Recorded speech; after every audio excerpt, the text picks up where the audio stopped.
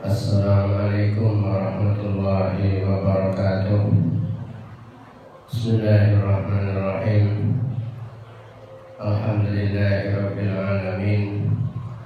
Wassalatu wassalamu ala asyrafil anbiya'i wal mursalin sayyidina maulana Muhammad wa ala alihi wa sahbihi wa man tabi'ahu wa wala amma ba'd. Hadratul muhtaramin, para kiai, para alim, para sepuh, hadirin wal hadirat, para santri, para ustaz, tamu-tamu Allah yang dirahmati oleh Allah Subhanahu wa taala. Kali ini kita akan membicarakan tentang persoalan-persoalan penting terkait dengan istita'ah. Permasalahan pertama, fa'idatun as-sabiyyu tuktabu lahu kullul ibadat allati yaf'aluha wa la yuktabu alaihi maksiyatun. Hajinya anak kecil itu apabila dilakukan itu hajinya sah, dan seluruh ibadah yang dikerjakan selama musim haji, selama rangkaian peribadatan haji, itu dicatat oleh Allah Subhanahu wa taala yang akan mendapatkan pahala. Tetapi wala yuktabu alaihi maksiyatun, apabila anak kecil ini melakukan kejahatan tetapi tidak ditulis maksiat yang dilakukan oleh anak kecil. Hadirin rahimahullah. Yang kedua, persoalan yang kedua, indahu malun yahujju bih. Seandainya ada seseorang mempunyai harta, dia bisa haji dengan harta itu, tetapi wa huwa muhtajin ilan nikah, dia butuh untuk nikah, dia butuh untuk kawin. Wa khaifun minan anak, dia punya harta, butuh untuk kawin, dalam kondisi dia takut zina. Mana yang didahulukan, haji apa kawinnya?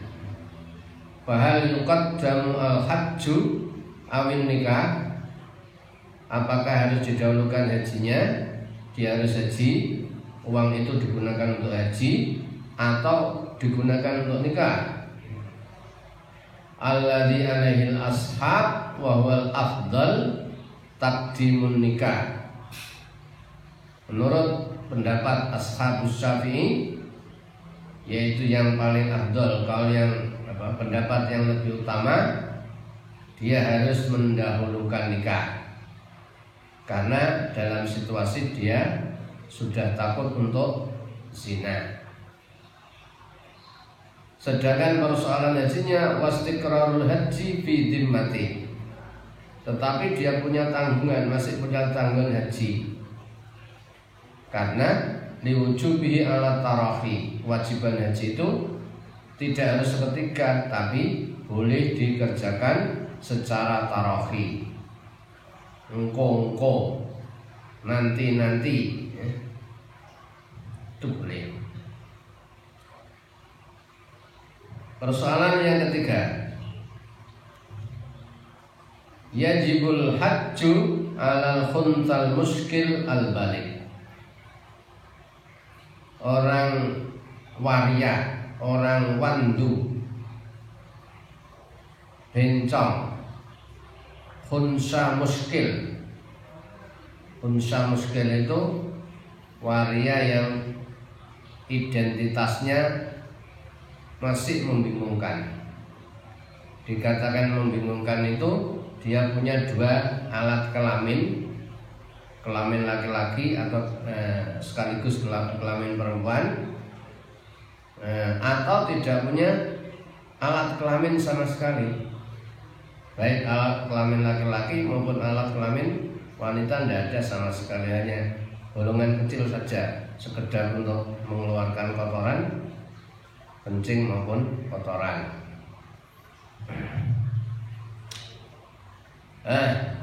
Dalam kitab ini khunsa tipologi muskil, khunsa muskil yang sudah balik itu tetap wajib haji. Kalau dia punya kalau istita'ah, punya perbekalan, punya ongkos dan badannya sehat, kendaraan juga tersedia, dia wajib haji.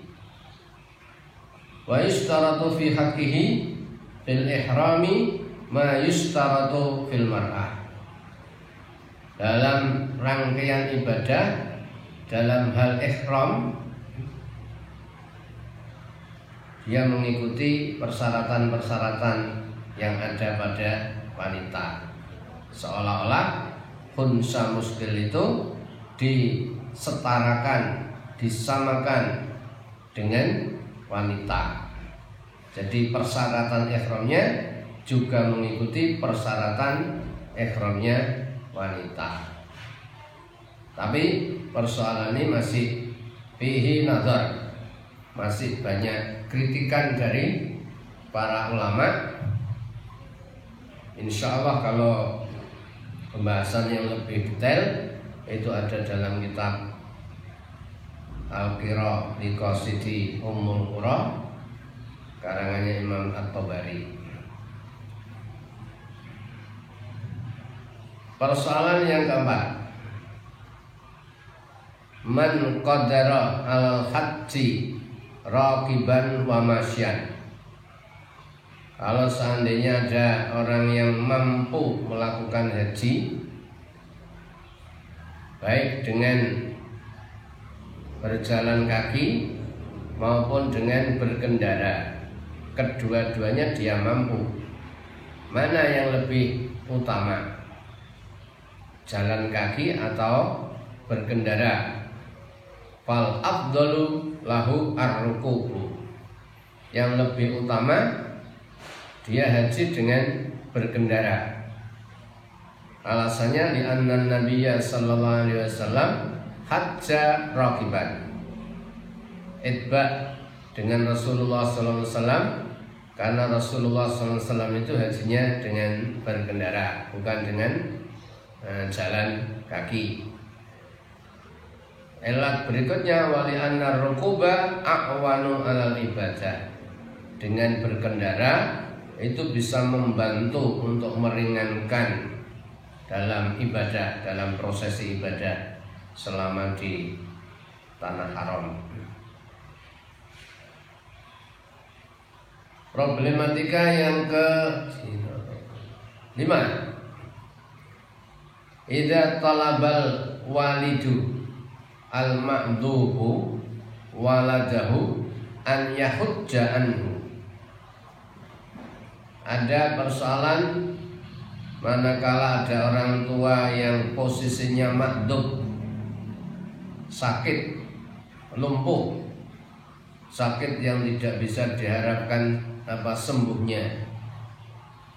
Seandainya meminta anaknya untuk menghajikannya, fala yajibu alal waladi dalik. Bagi tidak wajib anak menghajikan orang tuanya itu tadi. Ini menurut teks ini, menurut kitab ini. Bihilafi ma law talaba i'fa'ahu wa huwa tazwijahu.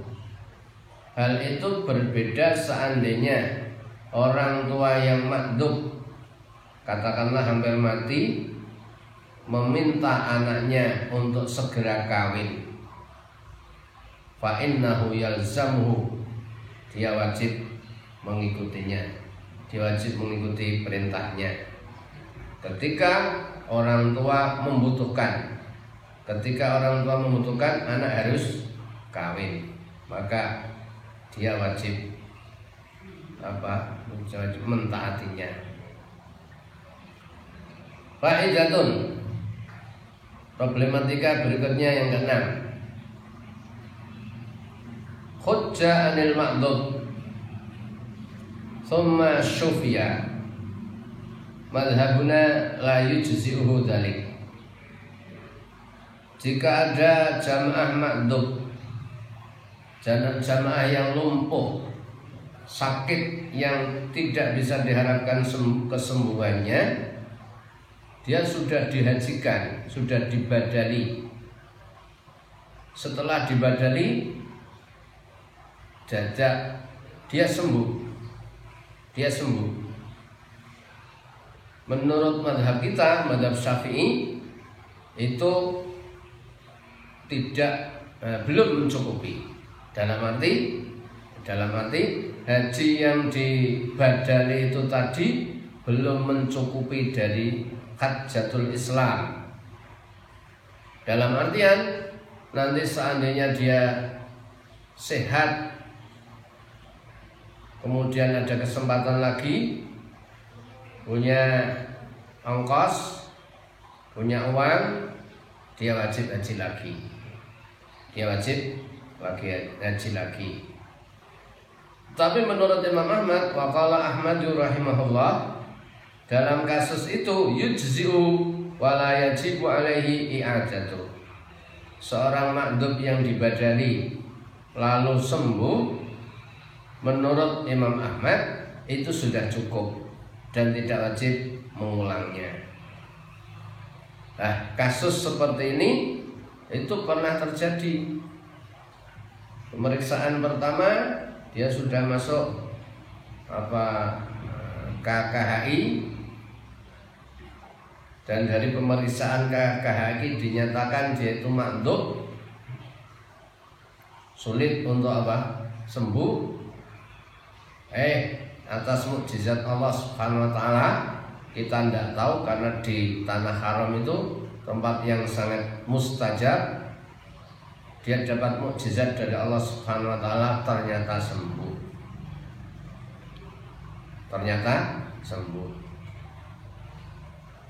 Nah, ini menurut Imam Ahmad, wis kadung dibadali, menurut Imam Ahmad sudah cukup, dan dia tidak wajib i'adah, tidak wajib mengulang kembali. Kadang juga satu saat ada yang menuntut, jamaah menuntut kepada pemerintah. Pada saat dia dibadali, selesai haji, dia sudah sembuh. Dia tahu bahwa hajinya sudah dibadali. Ini kita ambil pendapat Imam Ahmad yang paling maslahah, kita tenangkan jiwanya bahwa orang makdub yang sudah kadung dibadali dan kemudian sembuh, itu menurut Imam Ahmad sudah dianggap sah, sudah dianggap cukup dan tidak wajib mengulang kembali. Faidatun, problematika yang ketujuh. Yajibul hajju indana ala tarahi. Bagi kita madhab Syafi'iyah, kewajiban haji itu dilakukan secara tarahi, tidak harus seketika. Engko masih boleh, tetapi ada catatan, fa'in akharahu, dia harus berazam. Kalau seandainya tahun ini tidak memungkinkan, sudahlah nanti saya haji nunggu bersama dengan istri saya, itu boleh. tapi harus ada azam untuk mengakhirkan tadi. Ada catatan fa'in akharahu hatta mata kana asyan. Kalau dia mengakhirkan haji, menunda-nunda haji sampai dia mati, dia dianggap berdosa, dianggap maksiat. Wa innama jazat ta'khir, kebolehan dia mengakhirkan haji itu dengan syarat bisyarti salamatil afiyah, dengan catatan badannya masih tetap sehat, masih tetap utuh, masih tetap bugar, itu boleh. Sebagaimana qadar bil muallimi litilmidi, guru itu boleh memukul muridnya, kiai boleh memukul santrinya dengan catatan masih utuh, masih sehat. Kalau sampai mukulnya itu sampai parah, sampai mencederai anggota tubuh, lah itu yang haram. Kalau hanya sekedar memukul biasa, paling-paling hanya gosong, itu tidak apa-apa. Termasuk juga wazauji li zaujatihi, seorang suami boleh memukul istri dengan catatan darban ghairi mubarikin, tidak sampai membuat parah. Faidatun, problematika yang ke-8. Man alaihi hajjatul Islam wa hajjatun nadri. Apabila seseorang punya tanggungan haji Islam karena dia belum haji, tetapi dia juga punya tanggungan haji nazar. Jadi ada dua kewajiban haji nazar dan haji Islam. Haji memenuhi rukun Islam. Fahajja, lalu dia haji. Yang mana haji itu dianggap sah? Waqa'a dzalika an hajjatil Islam indana. Menurut kita ulama Syafi'iyah, meskipun dia punya tanggungan haji nazar dan haji Islam, maka ini waqa'a, menjadi hajinya menjadi haji Islam. Termasuk juga wa indal Imam Ahmad. Menurut Imam Ahmad juga apa? Itu sudah cukup untuk menjadi haji Islam. Nek ngono, ya berarti karena dia punya tanggungan nazar, ya engko nek duwe uang, nek duwe duit, dia akan melaksanakan haji nazarnya. Wa qala Malikun wa Ahmad, kata Imam Malik dan kata Imam Ahmad rahimahumullah, yaqa'u anil ladzi nawahu, tergantung hajinya niat untuk haji nazar apa untuk haji Islam. Itu kata Imam Malik dan Imam Abu Hanifah. Kalau niatnya untuk haji Islam, berarti dia jadi haji Islam. Tapi kalau dia niatnya itu haji nazar, maka yang jadi adalah haji nazar. Fa'idatun, problematika yang ke-9. Ahramal ajir lil mustajir. Seorang ajir itu semacam orang yang diburui untuk menghajikan. Ahramal ajiru lil mustajir.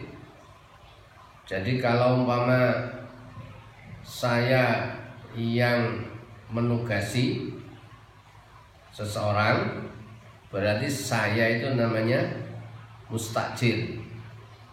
Terus yang melakukan haji itu namanya ajir. Kalau seandainya yang melakukan haji, ajirnya itu ikhram untuk menghajikan mustajir sebenarnya, tetapi niatnya untuk dirinya. Dia membelokkan niat hajinya untuk dirinya sendiri. Umpama saya dapat amanat untuk menghajikan, saya diburui untuk menghajikan seseorang, orang kaya. Tapi karena sesuatu hal, bisa karena lupa atau bagaimana, atau tidak tahu caranya badal, waktu ihram itu untuk diri saya, tapi persangkaannya, donan sarfahu lahu layan sarifu lahu, keyakinannya masyo tak niati untuk diriku, tapi tidak akan beralih untuk yang lain. Wa hal yastahiqul ujrah ala dzalika? Apakah orang ini berhak menerima ujrah, menerima ongkos apa tidak? Di sini ada dua pendapat, ada dua kaul. Ashahhuhuma, pendapat kaul yang lebih sahih, yang lebih valid, dia tetap berhak menerima ongkos untuk menghajikan itu tadi. Liwuqu'il haji lil mustajir, karena hajinya untuk jadinya untuk mustajir, orang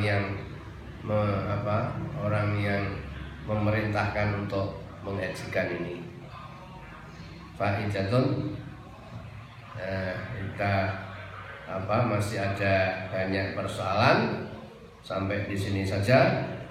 Kita akan membahas persoalan berikutnya di lain kesempatan. Demikian, mudah-mudahan bermanfaat. Hadanallahu wa iyyakum lima yuhibbu wa yardah. Wassalamualaikum warahmatullahi wabarakatuh.